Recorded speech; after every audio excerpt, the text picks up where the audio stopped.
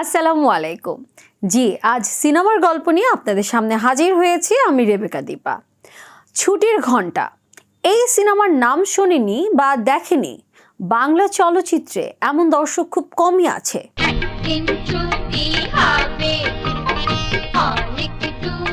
মূলধারার বাণিজ্যিক ছবির যে 4-5টি ছবির নাম বলা হতো তার মধ্যে অবশ্যই ছুটির ঘন্টার নামটিও থাকতো। গত শতকের 80-র দশকে অনেক দর্শকের প্রিয় চলচ্চিত্রের তালিকায় ছিল ছুটির ঘন্টা। জি, আমারও পছন্দের একটা ছবি ছিল ছুটির ঘন্টা। 1980 সালে নির্মিত হয় ছুটির ঘন্টা ছবিটি।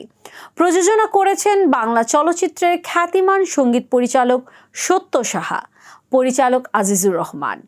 ছবির বিভিন্ন চরিত্রে অভিনয় করেছিলেন রাজ্জাক, শওকত আকবর, খান আতাউর রহমান, শাবানা, সুজাতা, এটিএম শামসুজ্জামান, জাদুশিল্পী জুয়েলাইজ, শিশুশিল্পী সুমন। ছবির একদিন ছুটি হবে অনেক দূরে যাব আর আমাদের দেশটা স্বপ্নপুরী গানগুলো তখন দারুণ জনপ্রিয়তা পেয়েছিল।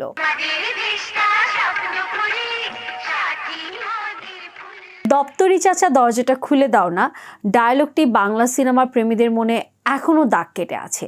আবারও দেখা হবে সবার সাথে, আবারও কোনো না কোনো সিনেমার গল্প নিয়ে।